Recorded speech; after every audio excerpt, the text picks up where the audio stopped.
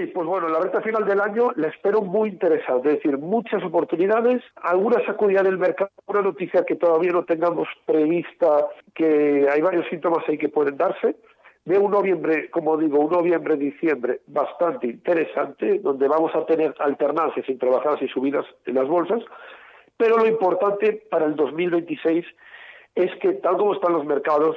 la política económica de los bancos centrales, que es de seguir bajando tipos de interés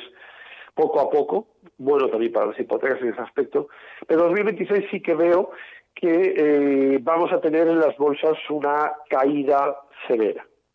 Es así, podría ser prácticamente el título de 2026, va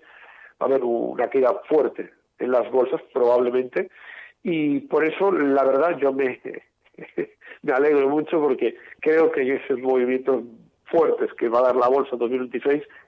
vamos a buscar una gran rentabilidad de nuestros inversores.